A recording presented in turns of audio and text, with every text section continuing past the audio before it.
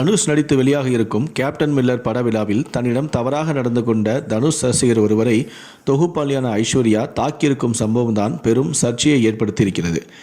இயக்குனர் அருண் மாதேஸ்வரன் இயக்கத்தில் தனுஷ் நடிப்பில் உருவாகியிருக்கும் படம்தான் கேப்டன் மில்லர். இந்த படத்தில் சிவராஜ்குமார், சுதீப் கிஷன், பிரியங்கா மோகன் உள்ளிட்ட பலர் நடித்திருக்கிறார்கள். இந்த படத்திற்கு ஜிவி பிரகாஷ் தான் இசையமைத்திருக்கிறார். இப்படி இருக்கும் நிலையில் நேற்று இந்த படத்துடைய இசை வெளியீட்டு விழா நேரு உள் விளையாட்டு அரங்கத்தில் நடைபெற்றது. இந்த படத்தில் நிகழ்ச்சி தொகுப்பாளரான ஐஸ்வர்யா ஒரு கதாபாத்திரத்தில் நடித்திருக்கிறார்.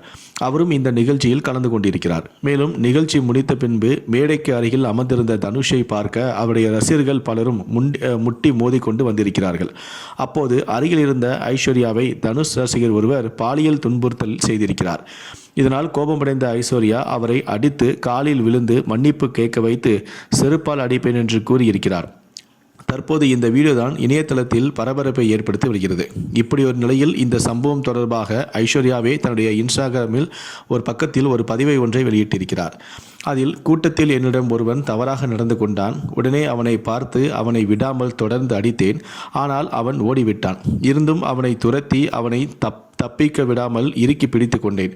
ஒரு பெண்ணுடைய அங்கத்தை பிடிக்க அவனுக்கு எவ்வளவு தைரியம் இருக்கும் என்பதை என்னால் ஏற்றுக்கொள்ளவே முடியவில்லை.